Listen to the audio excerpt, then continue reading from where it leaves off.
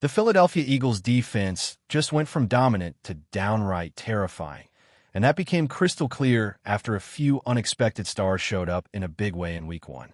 One name flying under the radar made an electric debut that had fans and analysts buzzing, while rookie linebacker Jihad Campbell turned in a performance that might force the coaching staff into making a nearly impossible decision going forward. Oh, and as if the Eagles' defense needed any more juice, the league has handed down its final word on the Jalen Carter situation, and it's good news. But not everyone is celebrating, especially Vic Fangio, who still had some sharp words for Carter, as well as another rookie defender.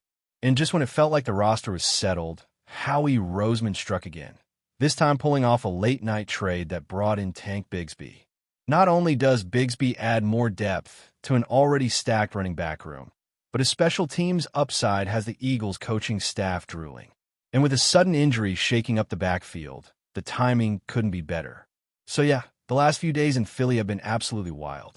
Following a season-opening statement win over the Dallas Cowboys, the Eagles haven't taken their foot off the gas, on the field or off it. Storylines are flying in from every direction. The speculation around a potential Jalen Carter suspension, the wild rumors of a Micah Parsons trade that almost happened, and the flood of new additions to the roster that somehow keep making this team look even deeper.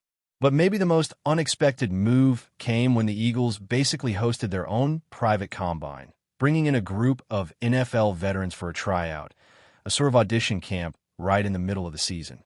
One of the biggest names in that tryout, former Bengals cornerback Mike Hilton, a player who's proven himself as a reliable presence in the secondary and would be an intriguing fit in this defense, especially with question marks surrounding Cooper DeJean. But Hilton wasn't alone.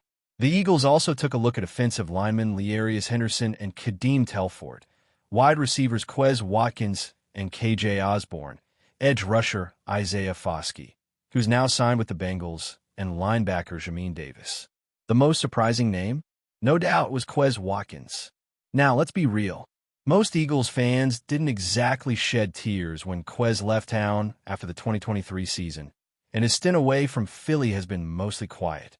So yeah, the idea of bringing him back probably isn't lighting anyone's hair on fire. But again, outside of maybe Hilton, it's hard to see any of these tryout players making a significant impact. Maybe a practice squad spot at most, but nothing that shakes up the core of this roster. Now let's talk about something that did shake things up, the late Monday night trade that sent shockwaves through the league. In a surprise move, the Eagles landed running back Tank Bigsby from the Jaguars in exchange for a couple of draft picks. And right away, reports started to surface that this was more than just a depth play.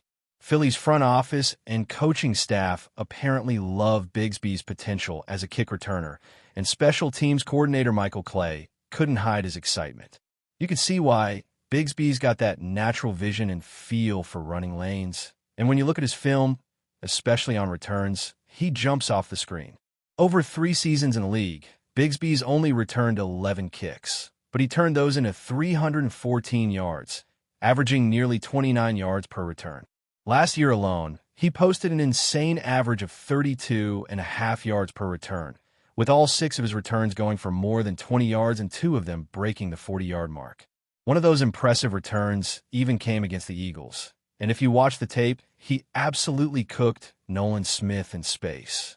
With the league's new kickoff rules putting more value back into the return game, having a guy like Bigsby ready to make plays back, there could be a sneaky game changer.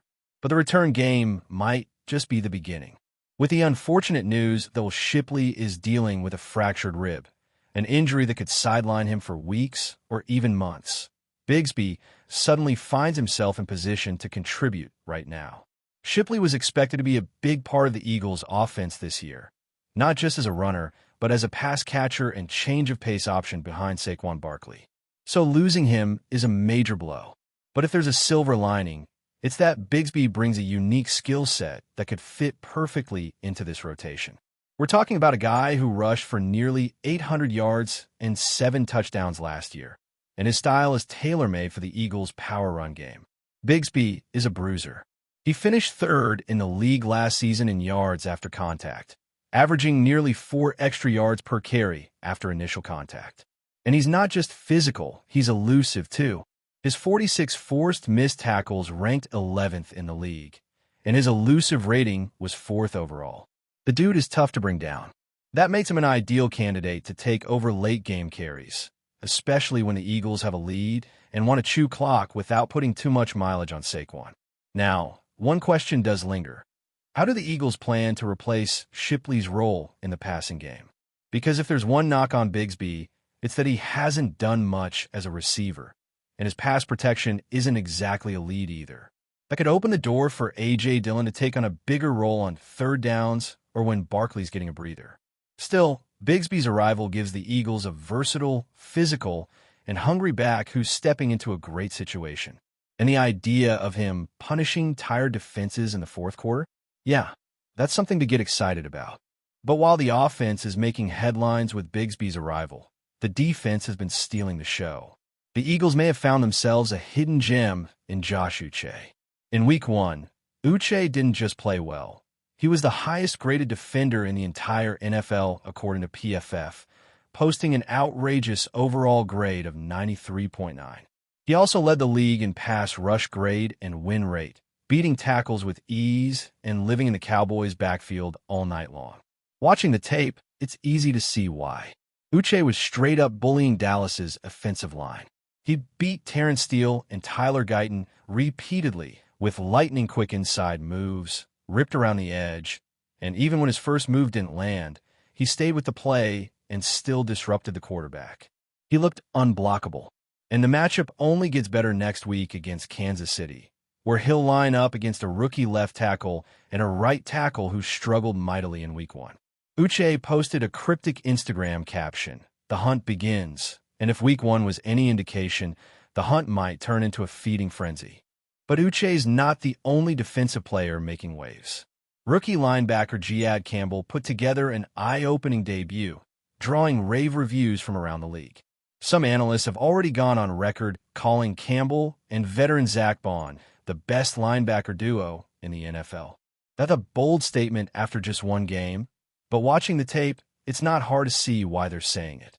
Campbell's athleticism and instincts popped all over the field. He had a highlight reel pass breakup that saved a touchdown and showed off rare speed and coverage ability for a linebacker. His PFF grades were elite, especially in coverage, and he looked like a guy who belonged, not like a rookie still trying to figure things out. Now here's where it gets tricky, because when Nakobe Dean returns from injury, the Eagles coaching staff will have a tough decision to make. Do you stick with Campbell, who's got all the momentum and is flashing elite potential?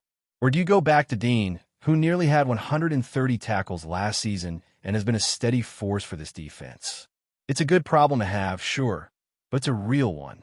And it might come down to whether the staff believes Campbell can maintain this level or if they want to ease him into a rotational role, maybe even experiment with him coming off the edge. Either way, Campbell's emergence adds a fascinating wrinkle to the Eagles' linebacker situation moving forward. And speaking of tricky situations, let's get into Jalen Carter. The NFL has made its final ruling, and Carter won't be suspended. The league considered his ejection in Week 1 as a de facto one-game suspension and hit him with a fine of over $57,000. That's huge for the Eagles because getting Carter back for the Week 2 matchup against the Chiefs is massive. But don't think this means he's completely off the hook. Head coach Nick Sirianni made it clear that any internal discipline would stay in-house, and defensive coordinator Vic Fangio wasn't exactly letting Carter off easy either. Fangio delivered a blunt message. If Carter wants to be a leader, he has to act like one. Simple as that. It's a wake-up call and a fair one. Carter is an unreal talent, but he's got to clean up the off-field stuff if he wants to become the cornerstone piece that this defense can build around. Fangio didn't stop there. He also addressed the state of the Eagles' secondary, confirming that Adoree Jackson would remain the starter, at least for now, and breaking down the safety situation. Sidney Brown is the plan in base defense, while rookie Andrew McKe will play in nickel. Fangio admitted that they expected to be in base more often against Dallas, but the Cowboys' formations kept them in nickel, which is why McKe saw more action. And while Fangio gave McKe some credit, he also didn't hold back, saying the rookie had a few major busts that could have been disastrous. Again, it's that tough love approach. Fangio doesn't sugarcoat it. And while Mokuba's debut wasn't perfect, it was promising. The talent is there. The consistency will come. The Eagles' matchup against the Chiefs is more than just a rematch of recent battles. It's a real test of where this team stands after all the offseason moves, roster tweaks, and breakout performances. And while the offense is still finding its rhythm and trying to adjust to some key injuries, the defense looks like it might carry the load early in the season. One of the most exciting pieces in that puzzle is Zadarius Smith. The veteran edge rusher just turned 33 and celebrated his birthday by revealing he'll be wearing number 52 in Philly. And while it might take a minute for him to get fully integrated into the system, expectations are sky high for what he can bring to this already dangerous front. Last year, Smith posted 9 sacks and proved he still has the burst and strength to win in one-on-one matchups. And now, he steps into a defensive line room that's absolutely stacked. With names like Jordan Davis, Jalen Carter, Moro Ojomo, and Nolan Smith demanding attention from opposing offensive lines, Zadarius could find himself in more favorable matchups than ever. What makes it even more interesting is that he didn't go through a traditional off-season program. He trained solo, so his ramp-up might be slower than usual. But the talent is still there, and when he gets going, it could be scary. Defensive coordinator Vic Fangio admitted that he doesn't fully know where Smith is physically yet.